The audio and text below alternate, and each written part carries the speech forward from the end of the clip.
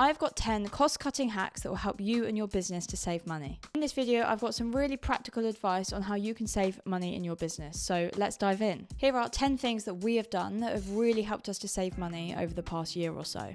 First one is we set a fixed ad budget for our off-season, which is Q1 to Q3. As you know, we're a very Christmas-heavy business. We set that budget and we have stuck to it. In previous years, our ad budget has been all over the place as we scrabble around trying to increase our return on ad spend. But this year, instead, we took some advice and we set an ad budget and we stuck to it per month. And it's actually gone really well. We've split that budget across Meta and Google, and then we've split it across 70% on awareness campaigns and 30% on pay-per-click. This worked really well and our ads have been more profitable this year. A real quick win is we actually changed our Shopify billing from dollars to pounds. So as standard, it's in pounds. It's an American, actually I think it's a Canadian company. We changed it to pounds. I saw this hack online. It actually saved us money instantly. So if you're a UK-based company or outside of the dollar, check that out. And also have a look at your billing cycle. So we've been with Shopify for 5 years now. We've got no intention to move. So we've actually moved our billing cycle away from yearly. So you can start on monthly, there's yearly. I think it even goes up to 3 yearly. So obviously you save money per month by increasing the billing cycle. At the start of the year, we changed our shipping structure. This meant that we went from free shipping for our customers to a paid for model where customers get free shipping over £25. Offering free shipping was getting harder and harder as costs of postage were increasing. We weren't able to absorb that fully anymore. So for one pair of socks, it was getting hard to make profitable if we are also being charged the full amount for shipping as well. So we charge customers a fair amount of shipping on that, but we're trying to bump them up into an increased order level, increase that average order, and that's really helped us this year. The other thing is I think customers expect that. We did a bit of analysis on the market and saw that people were charging for shipping really across the board. So it's not that customers don't expect to be charged for shipping. We also cancel our bank cards now and then. We've kind of fallen into this habit of we've got a lot of subscriptions flying around the business. So just cancelling the cards means we lose access to some of those subscriptions. If you really need it, add a new card back on. But this also means that if there are any subscriptions out there that you don't need, then it's just cancelled. You don't have to worry about it. It means if you accidentally forget to cancel a subscription, you're not then billed for a whole other year or month when you don't actually need it. And speaking of cards, make sure you're putting business spending through a business credit card. You shouldn't be putting all your spending just through your bank account because you're not being rewarded for that spending. Shop around and see what's out there on the market. We're with Amex at the moment, so we're getting points back on our spending.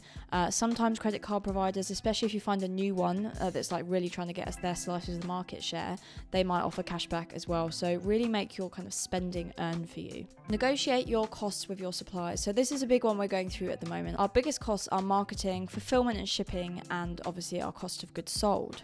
We're now engaging with kind of more than one supplier to understand the costs available on the market and how we can negotiate those prices down, because anything we can save in the unit price will really help us out from a profitability point of view.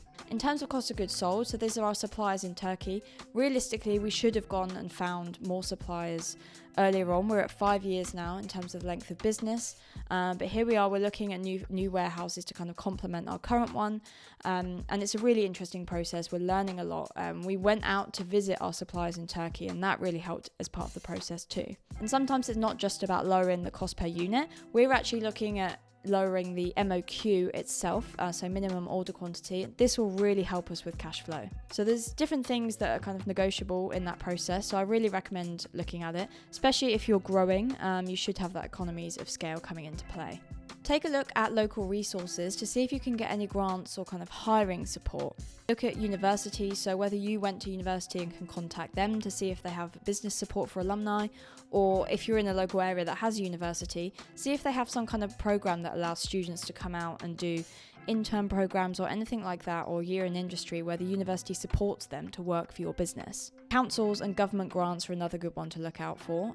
I've actually not hired a single person straight into the business without the support of some kind of grant from the government or a university. So there's lots of support out there. You've just got to go and find it. Set yourself up on referral programs with good businesses, software anything that you already use that you're already recommending. If you do find yourself recommending a certain supplier or service a lot, then get in touch with them, see if they either have a referral or affiliate program already set up, maybe there's a link you can use, or just speak to them and say, can I get rewarded in some way for giving you more business? So whether it's a discount on what you're spending with them or just kind of cash in hand as a reward.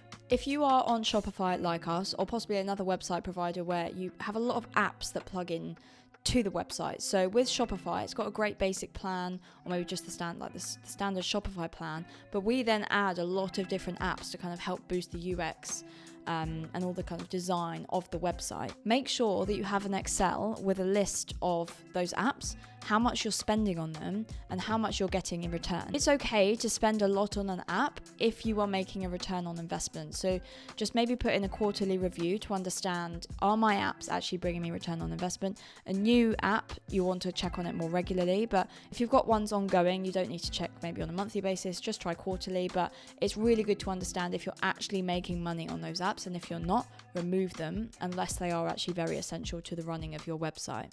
And also shop around. New apps are being developed all the time.